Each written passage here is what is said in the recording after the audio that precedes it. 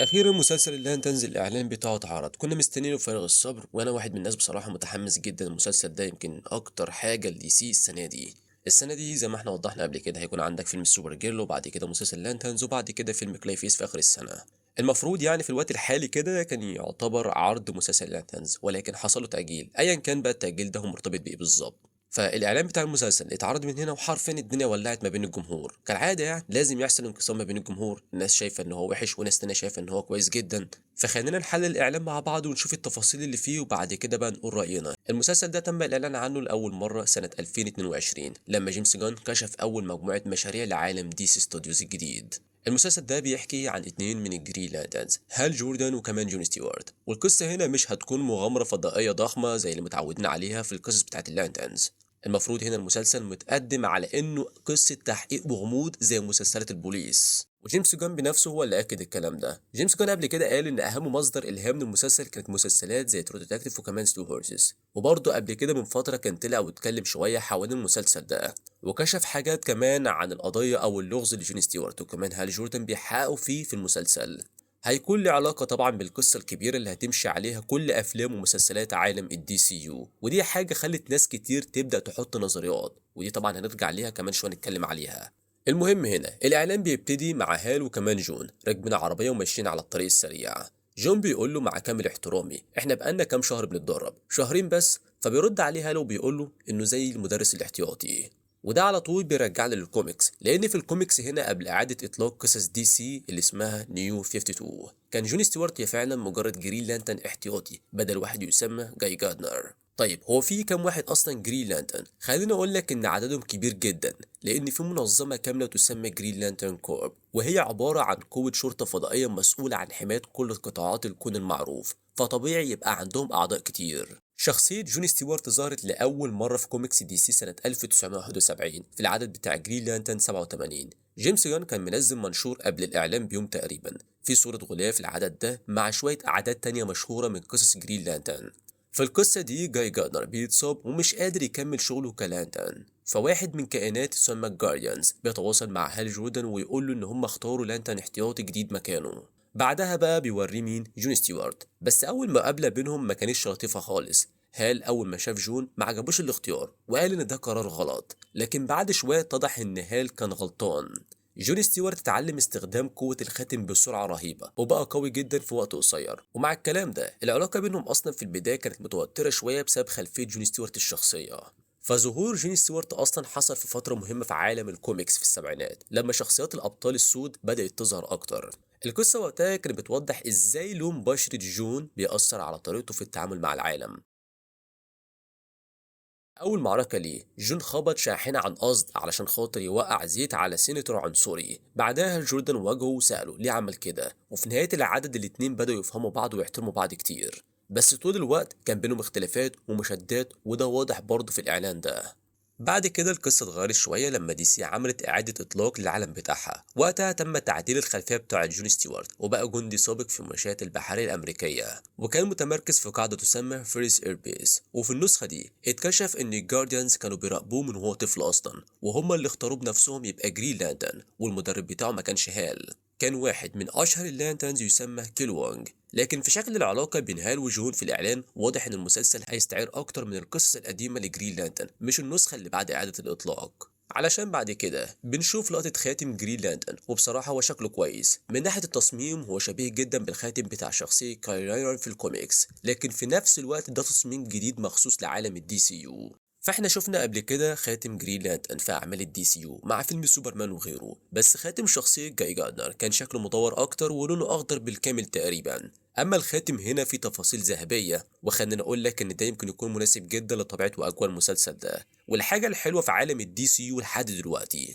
ان رغم ان كل الاعمال المفروض تكون مترابطة في نفس الكون، الا ان كل فريق عمل ليه الحرية انه يظبط التصميمات والقصة حسب نوع المشروع نفسه. من الإعلان واضح إن المسلسل النغمة بتاعته مختلفة تماما عن الأعمال اللي اتقدمت قبل كده.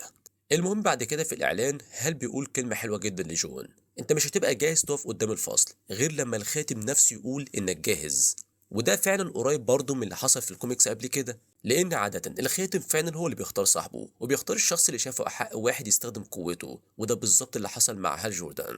في الكوميكس الخاتم بيختاره بعد ما اللانترن الفضائي اللي يسمى ابنسور اتحطمت المركبة بتاعته على الأرض، وقبل ما يموت طلب من مصدر الطاقة بتاع الخاتم إن يبحث عن أكتر شخص يستحق القوة دي على كوكب الأرض، وساعتها الخاتم اختار هال جوردن.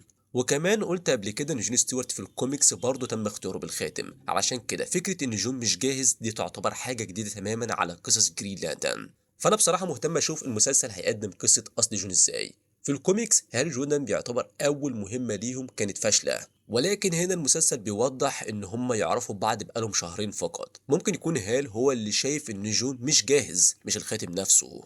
بعد كده المفاجأة، هال جوردن بينط من العربية وبيسيب جون جواها. ومشهد زي ده هو واضح وضوح الشمس انه اختبار فعلا لجون ستيوارت. هل بيشوف هل الخاتم هيختاره في اللحظة دي ولا لا؟ والحركة دي بصراحة كلاسيك جدا من هال جوردن. في الكوميكس هال جوردن معروف انه شخصية متهورة شوية وبيحب المخاطرة كمان، ده قبل حتى ما يكون جرين لانترن. هو كان شغال طيار اختبارات في شركة فيريس ايركرافت، وكان دايما بيدخل نفسه في مشاكل لأنه كان بياخد الطيارات ويعمل بيها لفات تجريبية من غير أي إذن، وأحيانا كان بيكسر الطيارات كمان. وخد بالك كل اللي بقوله لك لحد دلوقتي يمكن هو اتقدم قبل كده معانا في الفيلم بتاع راي رونالدز جرين لانترن بتاع 2011. المهم الممثل كاريت شانر واضح انه جاب روح شخصية هال جوردن بشكل ممتاز في الاعلان ده. احنا شايفين انه بيحترم مسؤوليته كجرين لانترن، لكن في نفس الوقت جريء وممكن يعمل تصرفات مجنونة شوية. والمشهد ده كمان بيوضح الفرق الكبير بين شخصية جون وهال. وبصراحة كده انا واحد من الناس كنت قلقان جدا من الممثل ده انه ما يكونش لاقي على الشخصية، ولكن بعد ما ظهر كده في كذا صورة ودلوقتي في الاعلان شكله فعلا هيكون لاقي على الشخصية جدا، خصوصا هال جوردن اللي هيكون سنه كبير. وانا عارف ان في ناس كتيره جدا زعلانه من نقطه انه سن كبير دي، ولو كان فعلا الامر بايدي كنت افضل ان هال جوردن يكون اقل في السن شويه، يعني مثلا في منتصف الثلاثينات زي ما ناس كتير كانت متوقعه مع شخصيه باتمان، او حتى كمان في اواخر الثلاثينات. لكن اللي حصل ان هم قرروا يقدموا هال جوردن لاول مره في عالم الدي سي يو وهو في الخمسينات تقريبا. ده يمكن يكون قرار غريب شويه، بس مش هنسبق الاحداث برضه، اكيد لما نشوف المسلسل هنبقى عارفين ليه اختاروا انه يكون سن بالشكل ده. فالمهم هنا بنرجع تاني بقى بعد الحركة الخطيرة بتاعت هال جوردن. جون ستيوارت بيرجع وبيقول له انا كان ممكن اموت، فبيرد عليه هال مش انت عاوزني ادربك، انا بدربك اهو. الاتنين فعلا بياخدوا شغلهم كجرين لانترنز بجدية، ولكن جون ستيوارت طول عمره يمكن يكون اقل في التهور شوية من هال جوردن. السبب في كده ان حياتهم قبل ما يبقوا لانترنز اثرت على الشخصيات بتاعتهم. جون ستيوارت بسبب خدمته في الجيش الامريكي وخلفيته الشخصيه بقى عنده مثلا نظام شويه وهادي وبيفكر كويس قبل اي خطوه بياخدها. اما بالنسبه لهار جوردن فبسبب شغله كطيار اختبارات بقى جريء جدا وما بيخافش ياخد اي مخاطره. فبعد هنا ما الاعلام بيعرفنا شويه عن الشخصيتين دول بنبدا ندخل في قصه المسلسل نفسها. هل بيقول في حاجه مش مظبوطه هنا وانا حاسس بكده. ده بيرجعنا بقى لكلام جيمس جان اللي قاله قبل كده على المسلسل ده. هو قال اكتر من مره ان اللغز اللي في المسلسل ده هيكون مرتبط بالقصه الكبيره العالم الدي سي يو، وكمان ممكن يكون له علاقه بقصه سجن سالفيجن اللي شفناه في مسلسل بيس ميكر 2. الاعلان هنا مش بيدينا تفاصيل كتير عن القضيه اللي بيحقق فيها هال جوردن وكمان جون ستيوارت، ولكن هنا بقى الجمله اللي بيقولها دي انا حاسس ان في حاجه غلط بتخلي الواحد فعلا يعتقد ان الموضوع له علاقه بكائنات فضائيه او حاجه جايه من بره الارض. ولو جينا بقى نربط حاجه زي دي مع مسلسل بيس ميكر 2، فممكن جدا يكونوا بيحققوا في اختفاء ناس بشكل غامض، والاختفاء ده ممكن يكون مرتبط بسجن موجود في كون موازي زي ما احنا عارفين كده سالفيجن. ولكن هنا وقت ما الواحد بيتفرج على الاعلان في لقطة تانية بتلمح ان القصة دي ممكن تكون مرتبطة بقصة تانية من الكوميكس، ولو ده حصل فعلا فده هيكون له تأثير ضخم على مستقبل عالم الدي سي يو. طيب بعد كده بقى بنشوف اجتماع لأهل البلد دي، وهنا بنتعرف على شخصية جديدة اتعملت مخصوص للمسلسل ده اسمها كاري كين. الشخصية دي بتجسدها الممثلة كيلي ماكدونالد، واسم العيلة كين هو تحايل رسام الكوميكس جيل كين اللي كان واحد من المبدعين الأصليين لشخصية هال جوردن. الشخصية دي جديدة فما فيش معلومات كتير عنها لحد دلوقتي، ولكن الوصف الرسمي ليها بيقول إنها ست قوية وما بتهزرش في شغلها، مخلصة جدا لعيلتها وللبلد الصغير اللي عايشة فيها، وكمان عندها ماضي معقد جدا خلاها شخصية قوية وكمان تقدر تتحمل مسؤولية. من الاعلان كان بيتوضح ان هي وهال بينهم تاريخ قديم، يعني هنا كان في مشهد حد بيسال هي بتكرهك كده ليه، فبيرد هال هي كده طريقتها كده في الكوره. وكمان واضح ان كاري ممكن تبقى اهتمام عاطفي لهال في المسلسل ده.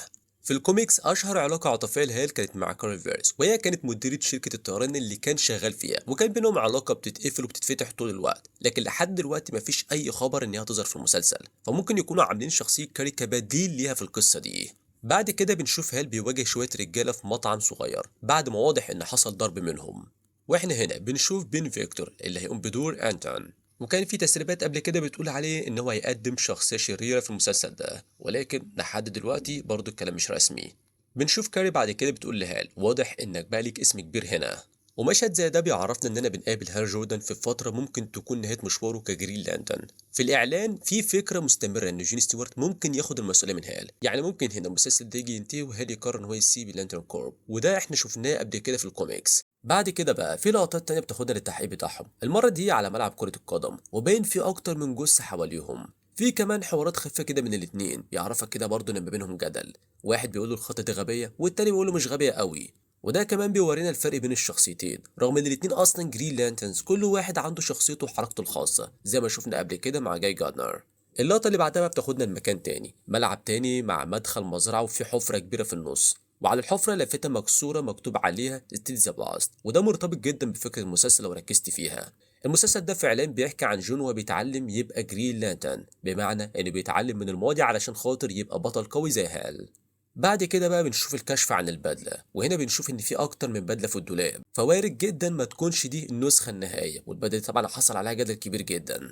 اللون بتاعها مش اخضر زي ما الجمهور كان نفسه بالظبط، لكن التصميم قريب جدا من بدلة هال في جرين لانترن ايرث 1، والكلام ده قلناه من زمان من وقت التسريبات حوالين الاعلان ده. فهال وجون اتعاونوا فيه علشان خاطر يحموا الكون من غزو فضائي، ممكن يكون في حاجة مشابهة بتهدد مثلا البلد دي وتخلي كمان اللانترنز يتدخلوا. فايوه لون البدله ممكن يكونش عاجبني قوي، بس برضه هرجع واقول لك ان البدله قديمه، انت بتتكلم هنا على هال جوردن مثلا في الخمسينات. وكمان من ضمن الحاجات الواحد فكر فيها كده يمكن تكون هابده شويه، بس خليني برضه اقولها لك، لو لاحظت هتلاقي البدله ممكن تكون بتميل للون الاصفر، فهل ده تمهيد على انه ممكن يتحول لبارالاكس؟ كل شيء جايز، خصوصا ان المفروض نهايه المسلسل يكون فيه تويست حلو. كمان البدله دي مش بتتكون من الخاتم زي ما ناس كتير جدا كانت متوقعه او زي ما شفنا قبل كده، هي بدله حقيقيه بيلبسوها، وبالمناسبة ظهرت قبل كده في الكوميكس، ولكن هي الأغلبية طبعا هي بتتكون من الخاتم نفسه. بعد كده بنشوف لافتة فندق مكتوب عليها نو فاكنسي، بس الإضاءة فيها بتطفي وبتولع، فباين بس حرف الأو في متعل، وكمان أول كام حرف من كلمة اير كونديشننج. وده وارد جدا، وارد يكون تلميح لكوكب الكوكب اللي ساكنين في الجارديانز وكل الجرين لانترنز. وهنا كمان بنشوف اتش بي او كيبل، وده معناه ان اتش بي او يعتبر هي كانون لعالم الدي سي يو. بعد كده جون بيقول واحنا الاتنين عارفين اني بعمل الشغل ده افضل منك، وده برضه بيورينا الخلاف الكبير اللي ما بينهم. زي ما قلت قبل كده جون اكتر التزام وانضباط من هال، وفعلا في الكوميكس انقذ هال كذا مره، بس مين بقى الافضل ما بينهم؟ ده دايما موضوع قابل للنقاش. هل بعد كده بيرد ده شغلي طول ما انا عايش ده مش هيتغير؟ وهل قبل كده فعلا ساب اللانتنز سواء بموافقته او لما تسيطر عليه من بارالاكس؟ يعني مش مستبعد ان في الاخر نشوف هال مش قادر يكمل شغله في المسلسل. المهم هنا بعد كده بنشوف هال ماشي على ملعب الكوره وبيبص على حاجه حمراء، اللون الاحمر ده غالبا دم من الجثث اللي شفناها قبل كده، او يمكن يكون بقايا ريد لانترنز. الريد لانترنز مجموعه شريره مليانه غضب بقياده الكائن الفضائي اتروسايتس اللي عاوز ينتقم من اللانترنز. في المسلسل طبعا لسه ما تمش عنه رسميا، بس في توقع من التسريبات يعني انه يظهر باسم انتون اللي هيلعب دوره زي ما قلت لك من شويه كده بين فيكتور. الشخصيه دي وصفوها انه كائن فضائي عاوز ينتقم من اللي ظلموا شعبه، وده شبه جدا شخصيه اتروسايتس في الكوميكس. طيب بعد كده بقى نشوف مجموعة مشاهد أكشن، ناس على خيول، واللي من ضمنهم طبعا الممثل جاريد دينوهاند اللي هيلعب دور ويليام ماكون، وعلى حسب التسريبات ده برضه هيكون له دور كبير جدا في المسلسل ده، وممكن يكون له علاقة ببلاك هاند. المهم نكمل. بنشوف كمان هال وجون بيحققوا في جريمة قتل، والمشاهد دي كلها بتدي إحساس بمسلسل بوليسي تحقيق غامض.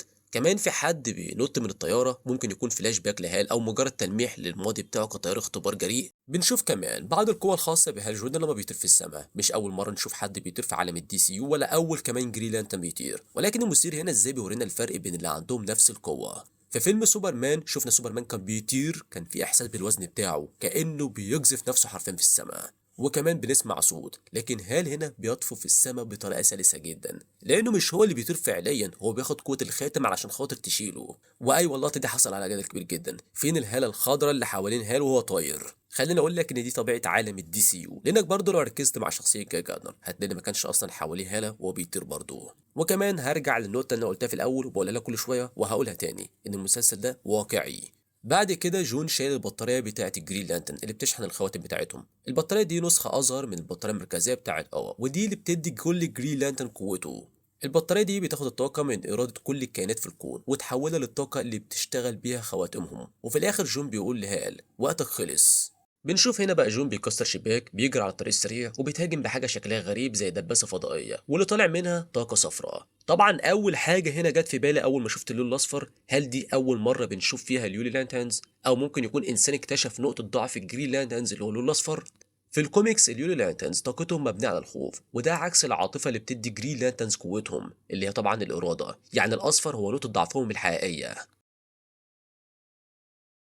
طيب عن طريق المشهد بتاع النهاية ده بيورينا طريقة الأداء من كاريت شانرا بشخصية هال جوردن، وكان واضح فعلا شوية إن هو عنده ثقة وغرور بتاعت شخصية هال جوردن. كمان بنسمعه وهو بيقول أنا هال جوردن جرين لانترن، وبعدين بقى بيهجم على الراجل اللي في غرفة التحقيق، وبعد كده بتشوف الخاتم وهو بيبتدي إن هو ينور كأنه بيبني حاجة معينة على الشخص اللي كان معاه. بعد كده جون بيسأل عن اللانترنز التانيين، عمرك اتكلمت معاهم؟ هل بيرد أنا الوحيد البني آدم، الباقيين كائنات فضائية. وده مش بعيد طبعا عن الحقيقة، من أصل 7200 عضو في الجرين لانترنز في قليل جدا اللي جايين من الأرض. المثير للاهتمام إن هال قال إن هو الوحيد البني آدم، مع إن في إشاعات إن جاي جاردنر هيظهر في شوية حلقات من المسلسل ده.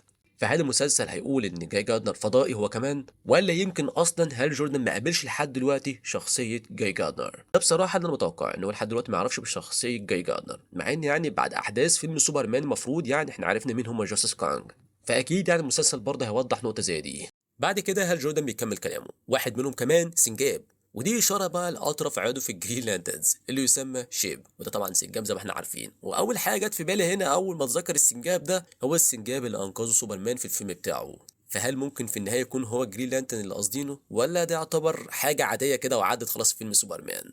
فالاعلان بيجهزنا لكتير من الاحداث المهمه في عالم الدي سي يو، وكمان لشخصيه هال جوردن. فزي ما قلت لك قبل كده هال سبق وساب فعلا الجرين لانترن شويه بعد ما كان اسمه بارالاكس سيطر عليه، وده حصل في الكوميكس في قصة ايميرالد تويلايت. في القصة دي هال بعد ما خسر مدينته بالكامل اتحول لكائن بيعبر عن الخوف نفسه، وده اضطر كاين راينر انه يبقى جرين لانترن جديد. في المسلسل ده ممكن نشوف جون ستيوارت بياخد مكان راينر ويبقى جرين لانترن في العالم بتاع الدي سي يو. فلحد دلوقتي توقع ان النهايه هتكون فيها توست كبير، ممكن يكون هال جوردن نفسه يتحول لشرير رئيسي زي ما وضحت لك قبل كده في فيديو على القناه عن الاشرار المحتمل فعلا يبقوا الفيلن بتاع عالم الدي سي يو. طيب بالنسبه بقى لرايي مبدئيا كده توقعات المسلسل انا ولا حطيتها في السماء ولا حطيتها في الارض، خليني في المنتصف بصراحه عشان خاطر اكون في المضمون، ومش مستغرب خالص من الاعلان ده لان من البدايه احنا متوقعين الاعلان هيكون بالشكل ده. اللي متابعني هنا على القناه قلت لك اكتر من مره ان المسلسل هيكون واقعي، والمسلسل مش هيكون فيه لقطات في الفضاء، انسى خالص اللي انت شفته قبل كده لجرين لانترن، ده هيكون مختلف تماما. فاحنا عارفين ان القصه هتكون عن تحقيق في جريمه قتل حصلت في قلب امريكا، وكمان عارفين ان هال جوردن بيضرب جون ستيوارت.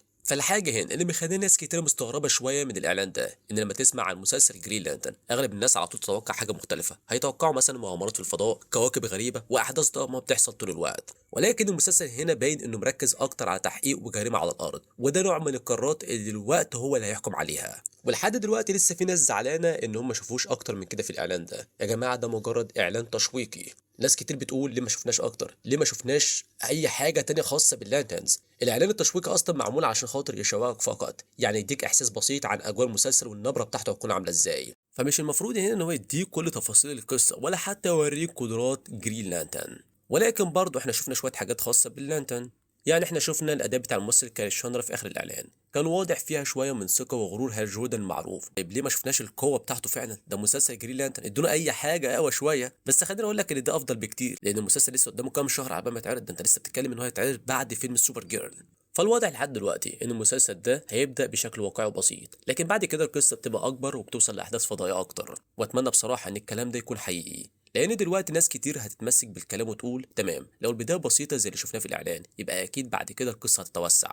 يعني مثلا ممكن يبتدوا بالتحقيق في المدينه وبعدين يكتشفوا ان الموضوع اكبر ويضطروا يتواصلوا مع الجارديانز، وساعتها القصه ممكن تبقى كونيه اكتر وتخرج للفضاء. ولكن لو المسلسل ما قدمش ده فعلا فناس كتيره فعلا ممكن تحبط وتتقفل من عالم الدي سي يو، وكفايه اللي حصل معانا مع نهايه الموسم الثاني من مسلسل بيس ميكر. فالمفروض هنا مع تقدم الاحداث بتاعه المسلسل نشوف تفاصيل اكتر من عالم الجرين لانترن تبدا تظهر. فنفترض هنا ان احنا نشوف الجارديانز بيتواصلوا مع هال، او ممكن نشوفهم بيروحوا كوكب اوا. واحنا اصلا عارفين ان سينسترو موجود في المسلسل، بس مش عارفين لحد دلوقتي هل هيظهر فلاش باك ولا في احداث الحاضر. فانا متوقع مثلا نشوف مشهد ان هم رايحين لزنزانه خاصه بسينسترو ويسالوه عن معلومات ممكن تساعدهم في القضيه اللي بتحصل في المدينه دي. طيب هنا بقى بالنسبه للبدله، انت هنا بتشوف ان في اكتر من بدله مش بدله واحده، فانا بفترض ان ده ممكن يكون دولاب هال جوردن مثلا، لانه واضح ان في اكتر من بدله موجوده، وممكن يكون في واحده منهم هتروح لجون ستيوارت بعد كده، لان سمعنا قبل كده انه يكون في اكتر من خاتم. يعني مش فكره ان خاتم هال هيتسلم لجون وخلاص على كده، لان لما الاشاعه دي ظهرت قبل كده الناس حرفيا اتجننت. ناس كتير كانت فاكره ان هيبقى في جرين لانترن واحد فقط في المسلسل ده، ولكن المفروض نشوف الاتنين لابسين البدله مع بعض. بالنسبه للتصميم نفسه، وبصراحه يعني اول ما شفت البدله هي عجبتني وكل حاجه، خصوصا شعار الجرين لانترن في النص عاجبني جدا، لكن مع الوقت وانا ببص عليها اكتر بدات احس ان الخامه اللي شبيهه بالجلد في التصميم مش مقتنع بيها قوي. بس في نفس الوقت انا مش من الناس اللي بتقول التصميم وحش ورموه خلاص على كده، لا، في حاجات في التصميم فعلا حلوه. يعني انت هنا لما تشوف كايل شانر لابس البدله فعلا في المسلسل ممكن شكلها يبقى احسن شويه. وكمان واضح ان في قناع موجود قدام البدله، يعني غالبا هل هيلبس القناع الكلاسيكي على وشه. وحقيقي بالنسبه لتصميم البدل في عالم الدي سي لحد دلوقتي انا ما كنتش معجب قوي بالتصميمات بتاعه جاستس كانج، لكن بصراحه انا شايف ان بدله هال جوردن دي احسن بكتير من بدله جاي جاردنر، وده لو هتقارنهم الاثنين ببعض. ولكن ما ينفعش تقارن البدل دي بالبدل اللي كانت قبل كده مثلا مع عالم السينما القديم او حتى مع فيلم جرين لانترن، لان احنا عارفين ايه الافضل. يعني لو القرار بايدي الصراحه كنت خليت على الاقل خالص كده البدله بتاعت جاي جاردنر شكلها اقرب للكوميكس، ولكن انا فاهم ليه جيمس جان خلى البدله بتاعت جاي جاردنر شبيهه كده ببدل المؤسسات او الشركات، بسبب طبعا القصه بتاعت ماكس واللورد. ولكن هنا مع هال جوردن كنت اتمنى بصراحه ان هم يستخدموا خامه مختلفه شويه في البدله دي، لان لما التسريبات الاولى ظهرت للاعلان ناس كتير قالت ان البدله شبيهه كده بالبدله بتاعت جرين لانترن ايرث 1. وقتها الناس كانت محتاره شويه هل ده شيء كويس ولا لا، وانا كنت متفائل وقتها الصراحه. دلوقتي ممكن افهم ليه الناس قالت كده، خصوصا في شكل الفاصل بين الدراع ومنطقه الصدر والجزء الغامق في النص. لكن برضه واضح ان في اجزاء كتير في البدله شكلها جلد بني فاتح، والاكيد طبعا لو كانوا صبروا شويه او اشتروا شويه كانوا هيطلعوا اكتر من كده. بس في الاول وفي الاخر ده قرار دي سي ستوديوز، هم شايفين الانسب ايه لمسلسل اللاندنز. وزي ما رضعت لك برضه على السوشيال ميديا الخلاصه ان استوديوهات دي سي ما ضحكتش عننا بخصوص مسلسل اللاندنز من البدايه كده، هم كانوا فعلا واضحين ان المسلسل هيكون بطابع واقعي وتحقيق بوليسي، يعني مش مسلسل خيال علمي ضخم مليان معارك فضائيه زي ما ناس كتير كانت متخيله. حتى جيمس جان بنفسه اكد الكلام ده، قال ان المسلسل فعلا هيكون على كوكب الارض والتركيز هيكون على قضيه غامضه بيحقق فيها هال جوردن وجون ستيوارت. فايوه الفكره ممكن تبان غريبه شويه، مسلسل عن لاندانز والاحداث كلها تقريبا على الارض، مع ان الطبيعي ان القصص دي بتكون في الفضاء. ولكن لازم نفتكر ان المسلسل اساسه تحقيق وجريمه باسلوب بوليسي اقرب لجو مسلسلات التحقيق، علشان كده ما تتوقعش تشوف مشاهد فضائيه ضخمه زي اللي اتقدمت قبل كده في فيلم جرين لانترن بتاع راين رولز، ولا حتى شخصيات مثلا جرين لانترن شبيهه باللي اتقدمت مع السنايدر كات. فمن الاخر لو رفعت سقف توقعاتك قوي ممكن تتخيل ان اقصى حاجه هنشوفها في ناحيه الاكشن او استخدام الخاتم بكل لقطات قريبه من اللي ظهر بيها جاي جاردنر في فيلم سوبرمان. فالحاجه الوحيده اللي تطمن الواحد برضه شويه تجاه المسلسل ده ان واحد من الكتاب بتوع المسلسل هو توم كينج، اقل واجب كده هو كان كاتب قصه سوبر جيرل وان اوف تومورو. القصه دي بصراحه كانت كويسه جدا، فاتمنى في الاخر ان المسلسل ده يكون قد توقعات. فمن الاخر كده مش عاوز ابص المسلسل ده من جانب الانتقادات او الكلام اللي بيتقال على السوشيال ميديا، انا جبت لك الخلاصه ان المسلسل ده واقعي. وفي الاول وفي الاخر ده لسه اعلان تشويقي، لسه في اعلان اول رسمي وتاني، وممكن كمان نتفرج على المسلسل وبعد كده بقى نبقى نحكم عليه براحتنا، نشوف فعلا المسلسل ده مناسب لشخصيات الجرين لانترن ولا لا. فبس كده دي يعتبر كل حاجة حوالين الإعلان التشويقي لمسلسل اللاندانز. فلو في أي تفاصيل فاتتني في التحليل بتاع النهاردة سيبولي في الكومنتات، ولو أول مرة على القناة متنساش سبسكرايب شير كومنتات عشان خاطر ده كله بيساعدني ويدعمني، وأشوفكم الفيديو اللي جاي. سلام.